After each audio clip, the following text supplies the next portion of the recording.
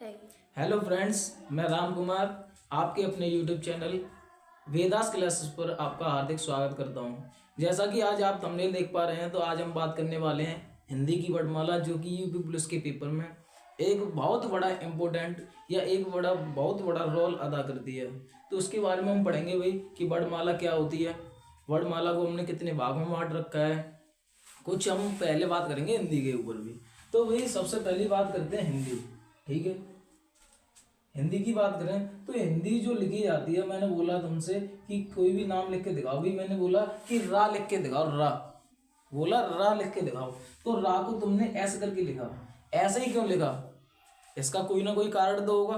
तो ऐसे हमने इसको इसलिए लिखा क्योंकि जो हिंदी में जो शब्द लिखे जाते हैं वो किस लिपि में लिखे जाते हैं भाई? देवनागरी लिपि में लिखे जाते हैं। किस लिपि में लिखे जाते हैं? देवनागरी लिपि में। और देवनागरी लिपि में रा को कैसे लिखा जाता है? ऐसे लिखा जाता है। इसलिए आपने क्या लिखा? रा को ऐसे करके लिखा है, ठीक है। अब बात करेंगे हम कि सबसे पहले बोलें कि जो हिंदी भाषा है, भाषा की बात करते हैं। सबसे पहले भाषा जो शब्द है वो संस्कृत के किस शब्द से बना हुआ है? भाषा शब्द से बना हुआ है। किससे बना हुआ है? संस्कृत के भाषा शब्द से बना हुआ है, जिसका अर्थ क्या होता है? बोलना। क्या होता है? बोलना। अगर मैं आपसे बोलूं कि भाषा की सबसे छोटी इकाई कौन सी है? भाषा की सबसे छोटी इकाई, तो भाई भाषा की दो इकाई होती हैं। कितनी होती हैं? दो। एक तो भाई मौखिक इकाई होती है और एक कैसी होती है? लिखित इकाई होती है। कैसी? लिखित इकाई। तो भाई भाषा की जो मौखिक इकाई है उसे हम क्या बोल सकते हैं? ध्वनि बोल सकते हैं। क्या? ध्वनि। और भाषा की जो लिखित इकाई है सबसे छोटी, वो क्या होती है? वर्ड। क्या होती है? वर्ड। वर्ड से मिलके क्या बनेगा? अक्षर बनेगा। देख सकते हैं एक बार, वर्ड से मिलके क्या बनने वाला है भैया? अक्षर। और अक्षर से मिलके क्या बनने वाला है भाई? शब्द। शब्द से मिलके क्या बनेगा? शब्द पद। और शब्द पद से जो मिलकर बनेगा वो क्या बन जाएगा भैया? वाक्य। क्या बन जाएगा? वाक्य। ऐसे करके हम पढ़ते हैं। तो भी जो अब हम बात करते हैं सीधे ध्वनि और वर्ड। समझ में आ गए होंगे तुम्हें कि ध्वनि क्या है? हिंदी भाषा की या किसी भी भाषा की जो सबसे छोटी इकाई है वो क्या है? ध्वनि। किसी भी भाषा की जो लिखित इकाई है सबसे छोटी, वो क्या है? वर्ड। तो इतनी बात आपको समझ में आ गई होगी। अब बात करते हैं हम किसके ऊपर? वर्णमाला के ऊपर। किसके ऊपर? वर्णमाला। तो रियलिटी में वर्णमाला किसे कहते हैं?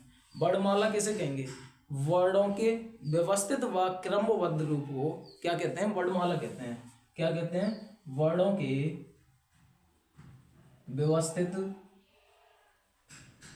व क्रमबद्ध रूप को क्या कहते हैं भाई? वर्णमाला कहते हैं। अब हमने अपने वर्णमाला को कितने पार्ट में बांट रखा है? दो पार्ट में बांट रखा है। कितने पार्ट में बांट रखा है? दो पार्ट में बांट रखा है। कौन कौन से भी दो पार्ट है?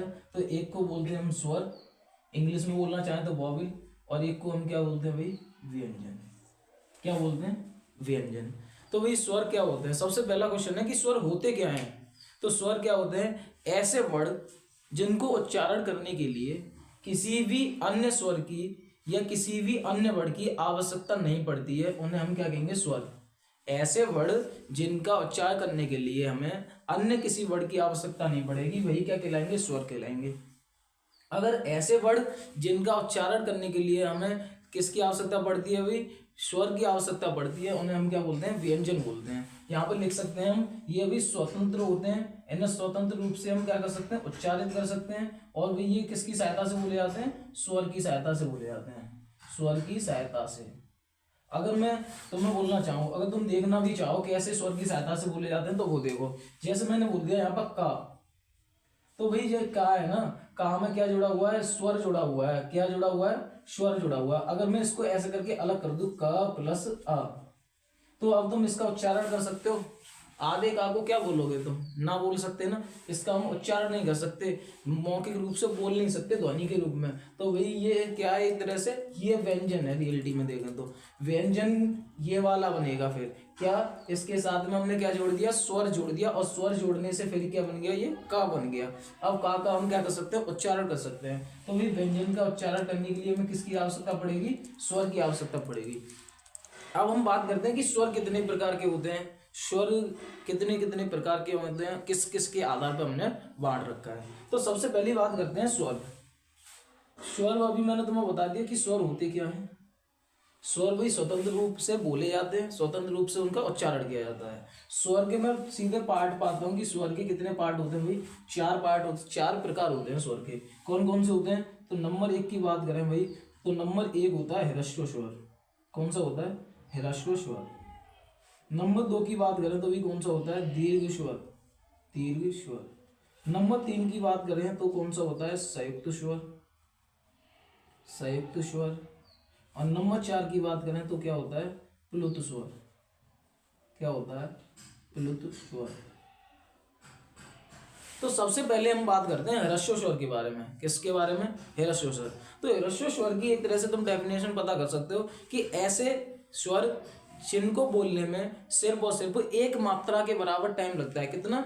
एक मात्रा के बराबर, या फिर बहुत कम समय लगता है, अल्प समय लगता है, उसे हम क्या बोलते हैं भाई? ह्रस्व स्वर बोलते हैं। ह्रस्व स्वर की जो संख्या है वो कितनी है? तो 4 है भाई। कितनी है? 4। कौन कौन से होते हैं? तो छोटा आ, छोटी ई, छोटा ऊ और रेसी। ये क्या है भाई? ह्रस्व स्वर है। ह्रस्व स्वर, या फिर इनको ही क्या बोल देते हैं हम? मूल स्वर बोल देते हैं। क्या बोल देते हैं? मूल स्वर। अब इसमें पूछा जाएगा छोटा आ क्या है? तो छोटे आ को हम एक नए नाम से भी जानते हैं, जैसे बोलते हैं हम शहीद बड़। शहीद बड़। शहीद बड़ किसे कहा जाता है? तो छोटे आ को शहीद बड़ कहा जाता है। क्या कहा जाएगा? शहीद बड़। अब हम बात करते हैं दीर्घ स्वर के बारे में। ऐसे स्वर जिनको उच्चारण करने के लिए किससे? ह्रस्व स्वर से कुछ अधिक समय लगेगा, यानी कि 2 मात्रा के बराबर समय लगेगा। तो जितने भी इन 4 के बाद जितने भी स्वर बचे उनको हम किस में रखेंगे भी? दीर्घ स्वर में रखेंगे। कौन कौन से बचे अब भाई? बड़ा आ, बड़ी ई, बड़ा ऊ, ए, ऐ, ओ, औ, ओ, औ। तो ये सारे के सारे तुम्हारे क्या आ गए? एक तरह से दीर्घ स्वर आ गए। सबसे पहली बात मैं तुम्हें एक बता दूं कि स्वर की संख्या कितनी होती है। तो स्वर की संख्या कितनी होती है भी? 11 होती है, जो कि तुमने ये पढ़ लिए। 7 ये हैं और 4 ये हैं, कितने हो गए भी? 11 हो गए। अब तुम बोलोगे छोटी अंग और बड़ी अंग कहाँ गए? तो छोटी अंग और बड़ी अंग को हम अयोग्य भाव बोलते हैं, या फिर नपुंसक वर्ड बोलते हैं। ठीक है, उन्हें हम अलग से पढ़ेंगे। अब संयुक्त स्वर कौन से होते हैं? संयुक्त स्वर ऐसे स्वर, संयुक्त का मतलब तुम देख रहे हो, संयुक्त माने क्या होता है? मिलना, या फिर किसी से मिलके बनना। तो ऐसे स्वर जो 2 स्वर से मिलके बनते हैं उन्हें हम क्या बोलते हैं? संयुक्त स्वर बोलते हैं। इनकी संख्या भी कितनी है भी? 4 है। जैसे छोटी ए, बड़ी ए, छोटा ओ और बड़ा ओ। अब आप बोलोगे भाई कैसे बनेंगे ये? तो कैसे बनते हैं वो भी देख लो। यहाँ पे जो छोटी ए है वो छोटा आ या बड़े आ के साथ में क्या बना देना है? या तो छोटी ई बना देना है या बड़ी ई मिला देना है। तो क्या बन जाएगा? ये छोटी ए बन जाएगी। अब छोटी ए के साथ में बड़ा आ और छोटा आ मिला दो छोटी ए के साथ में, तो क्या बन जाएगा? वो बड़ी ए बन जाएगा। ऐसे हम बात करते हैं ओ के ऊपर। तो ओ में क्या करना है? छोटा आ या बड़े आ के साथ में या तो ऊ जोड़ दो या बड़ा ऊ जोड़ दो। क्या बन जाएगा? छोटा ओ बन जाएगा। आ के साथ या बड़े आ के साथ में हम क्या जोड़ दें? बड़ा छोटा ओ जोड़ दें, तो क्या बन जाएगा भैया? बड़ा ओ बन जाएगा। मैं आशा करता हूँ आपको यहाँ तक समझ में आई होगी क्लास। अब आगे चलते हैं हम प्लुत स्वर। तो भाई प्लुत स्वर कैसे कहते हैं? प्लुत स्वर ऐसे शब्द को बोलते हैं जब तुम देखते हो कि आसपास में कहीं रामायण हो रही है या भागवत हो रही है, तब तुम देखते हो कि जो शास्त्री वगैरह हैं किसी भी स्वर को खींचते हुए चले जाते हैं। जैसे तुम घर पर भी उच्चारण करते हो, जैसे ओ ऐसे करके बोल सकते हो, या फिर तुमने बोला रा फिर म, तो ऐसे करके हम बोल सकते हैं। जैसे नाटक वगैरह में इनका यूज किया जाता है। कहाँ पर? नाटक वगैरह में इनका यूज किया जाता है। किसी को बुला रहे हो तुम, किसी को पुकार रहे हो, कोई दूर है, तो वहां पर कौन सा प्रयोग करते हैं भाई? हम प्लुत स्वर प्रयोग करते हैं। तो आपको ये स्वर समझ में आए। अब हम दूसरे आधार पर स्वर पढ़ने वाले हैं। ये हमने जो पढ़े वो किसके आधार पर पढ़े? ये पढ़े भाई हमने उच्चारण के आधार पर। उच्चारण के आधार पर जो स्वर है वो कितने प्रकार के हो गए? 4 प्रकार के। ह्रस्व स्वर, दीर्घ स्वर, संयुक्त स्वर और प्लुत स्वर। अब हम बात करेंगे किस पर? मुख द्वार खुलने के आधार पर। किसके आधार पर? मुख द्वार खुलने के आधार पर। भाई मुख द्वार जैसे मुंह है, मुंह खुल रहा है, तो उसके आधार पर बात करेंगे। तो मुख द्वार खुलने के आधार पर भाई कितने प्रकार के होते हैं? तो 4 प्रकार के होते हैं। एक होता है विव्रत, विव्रत। एक होता है अर्ध विव्रत। क्या होता है? अर्ध विव्रत। एक होता है संव्रत, संव्रत। एक होता है कैसा? अर्ध संव्रत, अर्ध संव्रत। अब इनका मीन्स क्या है वो समझो जल्दी से। विव्रत बोले जब किसी भी स्वर को बोलते समय जो हमारा मुंह है वो क्या होगा, पूरा खुला रहेगा। कैसा रहेगा, पूरा खुला हुआ रहेगा, तब हम उसको क्या बोलेंगे भाई, विव्रत वर्ड कहलेंगे। जैसे मैंने बोला आ, क्या बोला, आ बोलते समय मेरा जो मुंह है वो कैसा हो रहा है, पूरा खुल रहा है, तो ये कौन सा बन जाएगा भाई, विव्रत बन जाएगा। क्या बन जाएगा, विव्रत बन जाएगा। अगर ऐसे वर्ड जिनका उच्चारण या ऐसे स्वर जिनका उच्चारण करते समय हमारा जो मुख द्वार है वो कैसा खुलता है, आधा खुलता है, उन्हें हम किस में रखेंगे भाई, अर्ध विव्रत में रखेंगे। जैसे मैंने यहाँ पे बोल दिया आ, ए, ओ और आओ। ये जो ओ दिख रहा है, ये वाला ओ, ये इंग्लिश भाषा से लिया गया है। जैसे तुम बोलते हो ऑफिस, जैसे तुमने बोल दिया कॉफी, जैसे तुम बोलते हो कॉलेज, तो इसमें यही वाला ओ प्रयोग किया जाता है। ठीक है, तो ये सारे छोटा आ, ए और आओ, ये कैसे हैं भाई, अर्ध विव्रत में आएंगे। अब वही बात करते हैं समविव्रत की। ऐसे स्वर जिनका उच्चार करने के लिए हमें क्या है, मुंह मतलब हमारा लगभग बंद सा ही रहता है। कैसा रहता है, बंद रहता है। जैसे हम इसमें बोल सकते हैं छोटी ई, बड़ी ई, छोटा ऊ और ऋषि। क्या बोल सकते हैं, छोटा ऊ और ऋषि। तो इतनी बात हमें समझ में आई होगी। अब हम बात करते हैं अर्ध संवृत की। अर्ध संवृत कैसे बोलेंगे भाई, तो आधा मुंह कैसा होगा, बंद होगा, उन्हें बोलेंगे अर्ध संवृत। क्या बोलेंगे, आधा मुंह बंद होगा, उन्हें बोलते हैं अर्ध संवृत। तो कौन कौन से बचे अब भाई, छोटी ए और आओ। ठीक है, ये बचे, ये हमने पढ़ लिए किसके आधार पर, ये हमने पढ़े हैं मुख द्वार के आधार पर, मुख द्वार खुलने के आधार पर, मुख द्वार खुलने के आधार पर हो गए। ये किसके आधार पर पढ़े भाई हमने, ये पढ़े हमने उच्चारण के आधार पे, हम जो उच्चारण कर रहे हैं उसके आधार पे। अब हम एक पार्ट और पढ़ेंगे भाई, किसके आधार पे, जीव, जीव के प्रयोग के आधार पे। जीव के प्रयोग के आधार पर हमने जो स्वर हैं उनको कितने भागों में बांट रखा है, तो हमने भाई बांट रखा है 3 भागों में। कितने भागों में, 3 भागों में, नंबर 1, नंबर 2 और नंबर 3।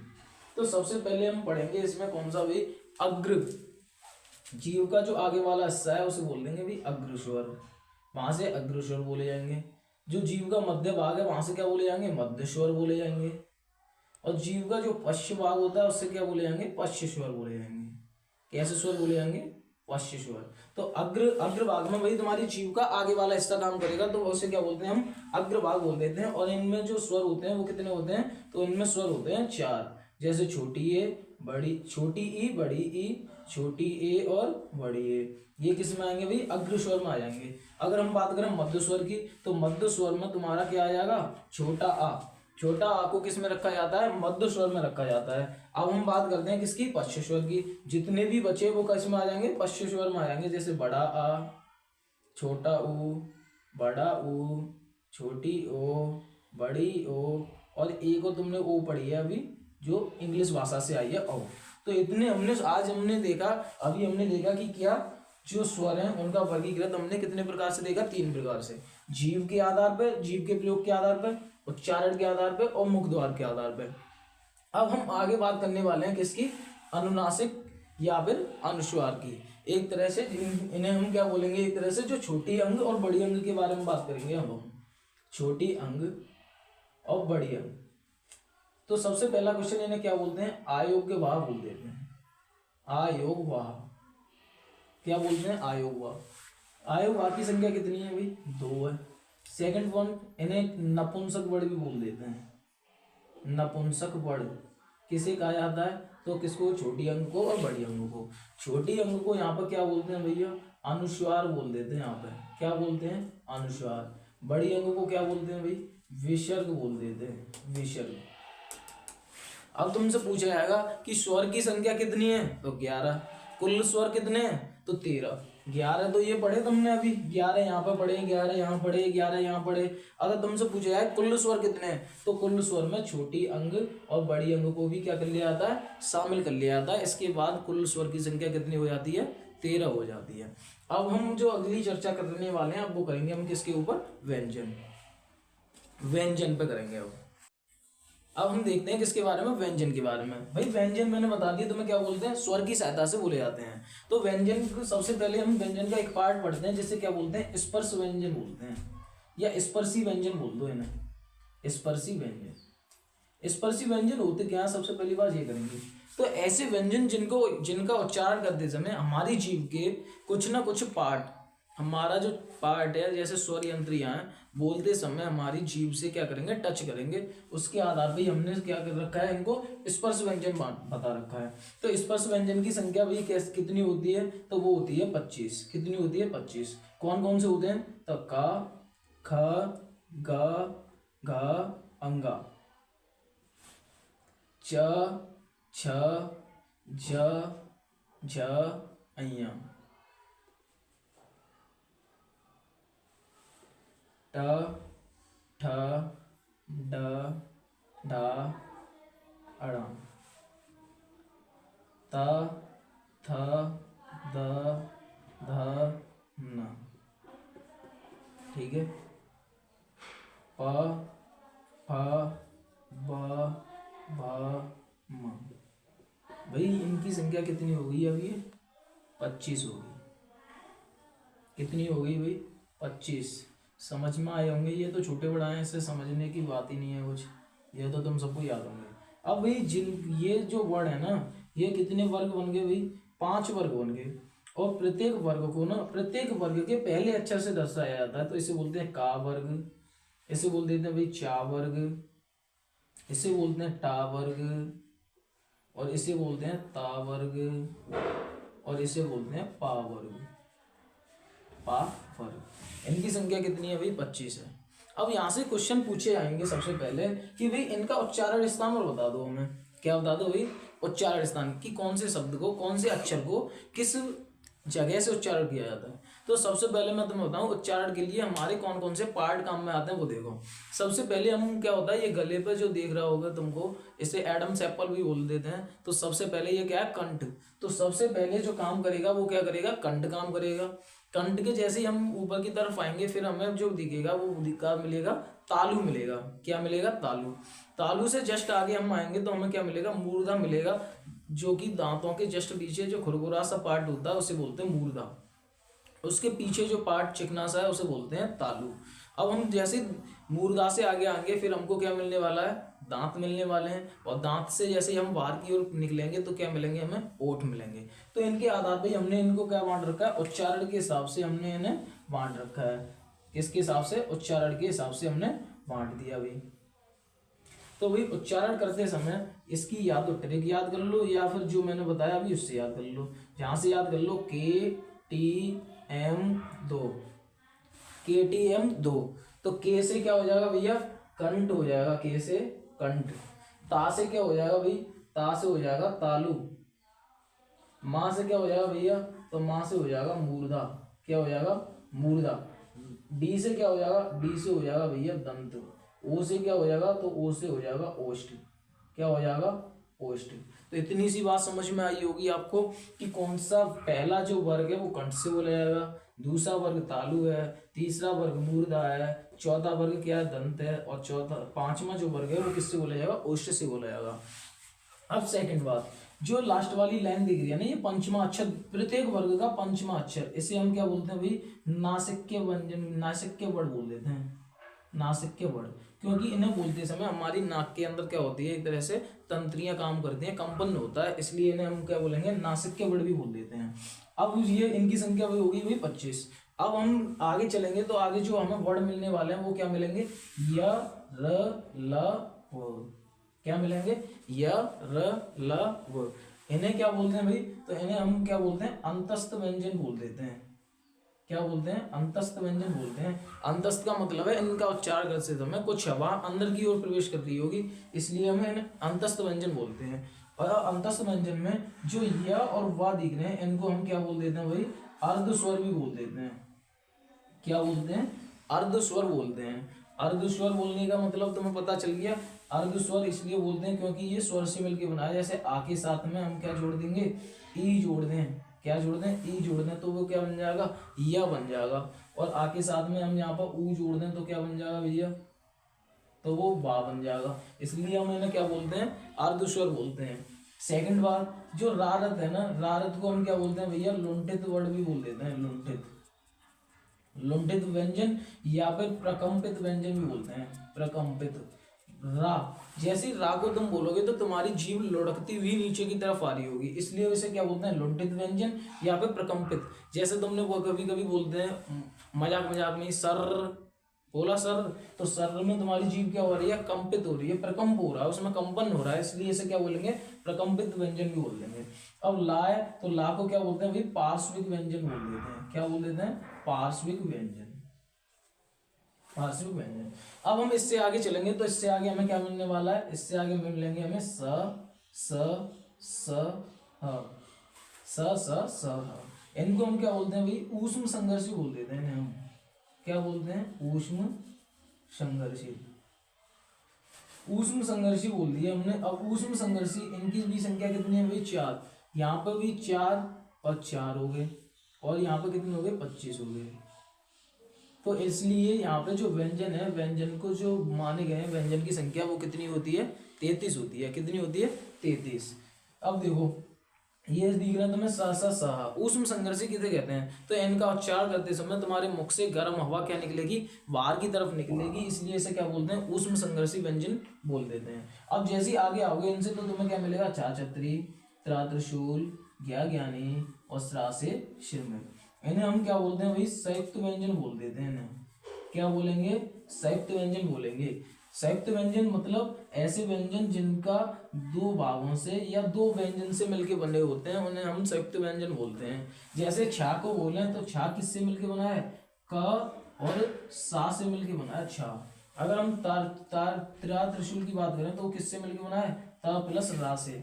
ज्ञा ज्ञानी की बात करें तो वो किससे मिलके बना है, ज प्लस अ से मिलके बना है। स्रा श्रमिक की बात करें तो स्र प्लस रा से मिलके बना है, स प्लस रा।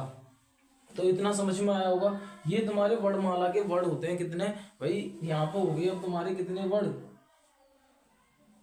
वहां पर तुमने 13 वर्ड वहां पढ़े, 37 वर्ड यहाँ पढ़ लिए, हो गए वर्ड तुम्हारे 50। जबकि हिंदी वर्णमाला में टोटल वर्ड कितने होते हैं भैया, हिंदी वर्णमाला में टोटल वर्डों की संख्या होती है 52। कितनी होती है, 52। अब 52 में से तुमने पढ़ लिए 50, तो 2 वर्ड कहाँ रह गए, तो 2 वर्ड को हम भाई देखेंगे कहाँ पर, 2 वर्ड ये आगे तुम्हारे डास और डा। इनको हम क्या बोलते हैं भैया, तो इनको बोल देते हैं हम द्विगुण व्यंजन। क्या बोलते हैं इन्हें, द्विगुण व्यंजन बोलते हैं, या फिर इन्हें हम क्या बोल देते हैं भैया, उत्क्षिप्त व्यंजन भी बोल देते हैं। क्या बोल देते हैं, उत्क्षिप्त व्यंजन बोल देते हैं।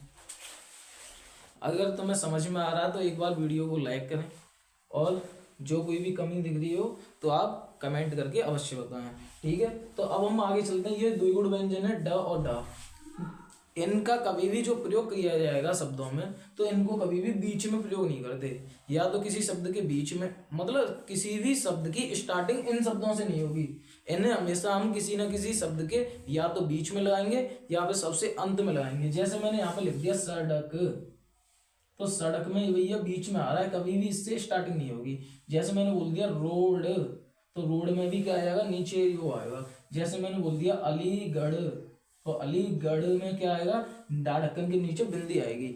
ये कौन सा हो गया भाई, उत्क्षिप्त व्यंजन के उदाहरण हो गए। जैसे तुम और देखना चाहो तो यहाँ पे मैंने लिख दिया ओढ़नी, ओढ़नी।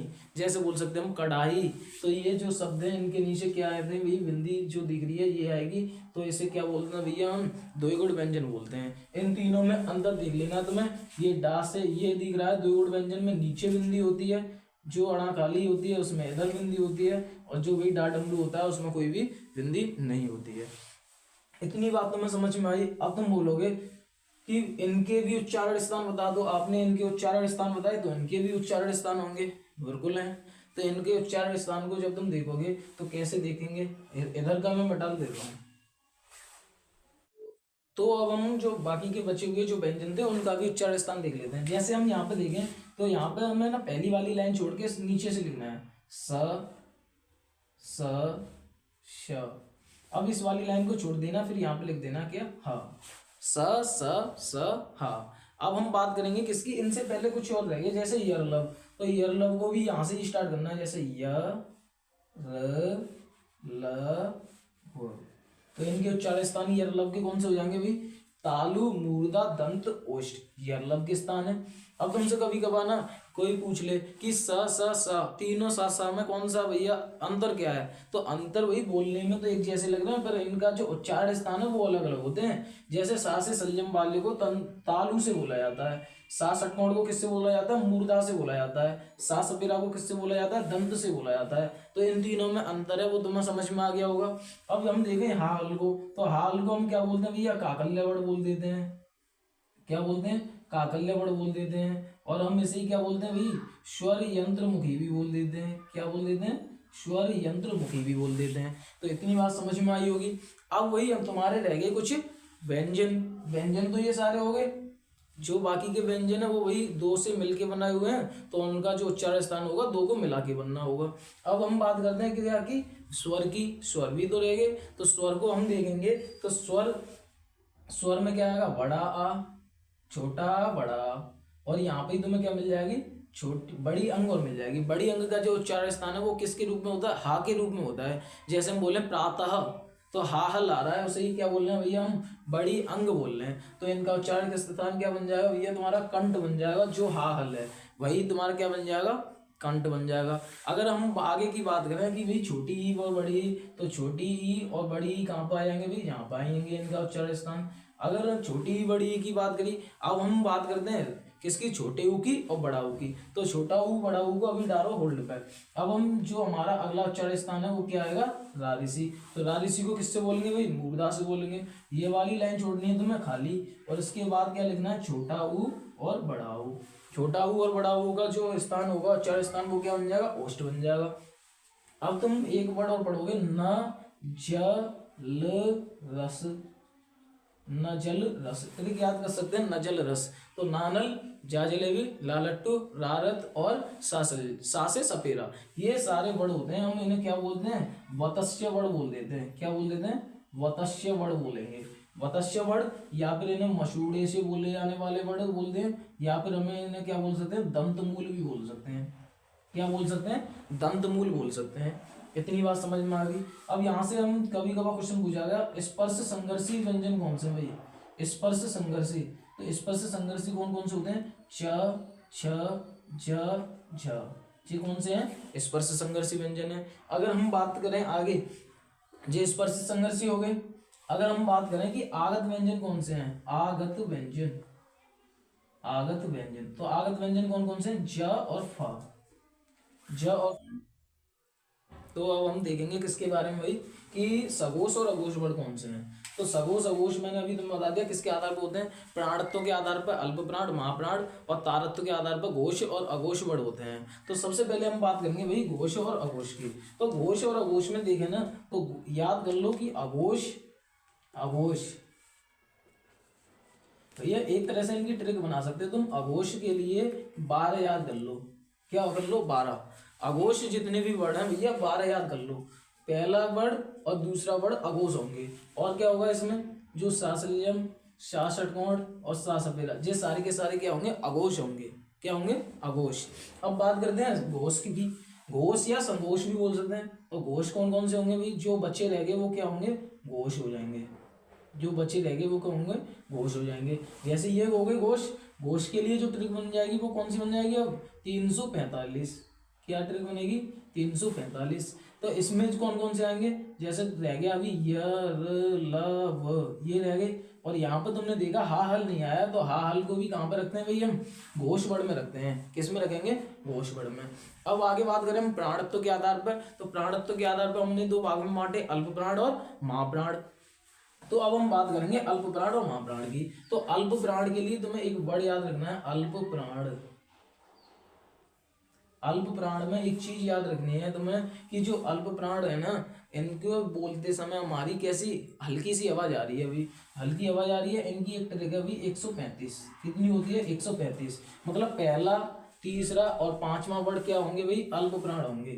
पहला, तीसरा और पांचवा क्या होंगे भाई, अल्प प्राण होंगे। और दूसरा और चौथा कैसे हो जाएंगे, महाप्राण हो जाएंगे। क्या हो जाएंगे, महाप्राण हो जाएंगे।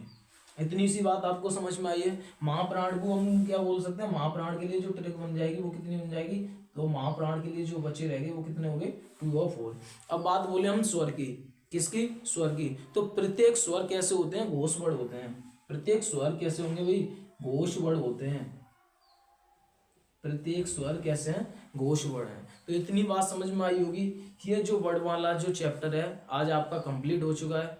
अगर इसमें कुछ भी चीज़ ना समझ में आई हो तो कमेंट कर दें, और अगर तुम्हें क्लास पसंद आई हो तो वीडियो को अधिक से अधिक शेयर करें, लाइक करें, और हमारे चैनल वेदास क्लासेस को सब्सक्राइब करें।